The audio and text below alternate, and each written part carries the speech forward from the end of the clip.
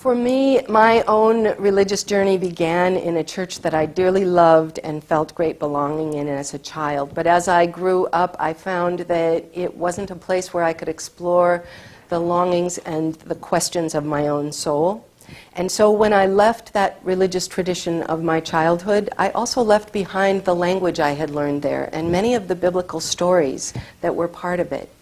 And that was a great loss. I found for many years in adulthood that I longed to return to that, but didn't know how. And so for me, this work that I've been doing, both on the page and in developing this spiritual practice of writing and writing the book about it, is really a personal quest to reclaim the religious language that I had as a child, to understand what it means to me today, to understand what it meant to me as a child, and then to be able to use that language in building bridges back to those people who are still in that religious tradition, who are in other traditions that are completely unknown to me, and to be able to use that language to be in relationship and in conversation with others.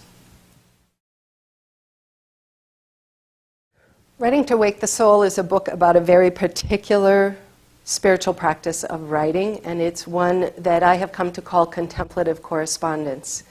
And I've named it contemplative because it's very much about reflecting. It's about taking time out from the activity of our lives to reflect on the deeper meaning of our lives. And it's also about correspondence. First of all, it's a correspondence with our own soul, with our relation, with our God, with our faith, and with the world around us. But it's also another level of correspondence. This is a writing practice that's very much about paying attention to the correspondence between this and that, between you and me, between self and other, and self and God, and how all of those relationships are part of the larger meaning of our own lives and of the world in which we live.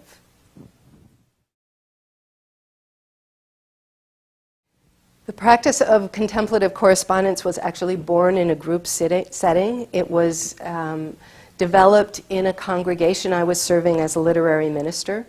And in this particular congregation, each month the congregation had a worship theme that informed both the worship and the education of that congregation. And so, as literary minister, one of my tasks was to develop a guided writing session so that the members would be engaged in reflecting on that worship theme in the context of their lives. So I developed guided writing sessions as a group form of this spiritual practice. And it was a place where people came to do their own personal reflection on the page, but then during those writing sessions there were moments when people shared what they had written, what they had discovered, what they'd been exploring. And so there was another level of conversation that went on. What I discovered is that many people took these practices home and then carried them out on their own. And so that's where I started thinking about developing this book as a tool that people could use for practicing contemplative correspondence on their own and for developing their own group practices of it in their own congregations, in other communities, in workplaces, wherever there is a group of people that wants to do that kind of thoughtful reflection together.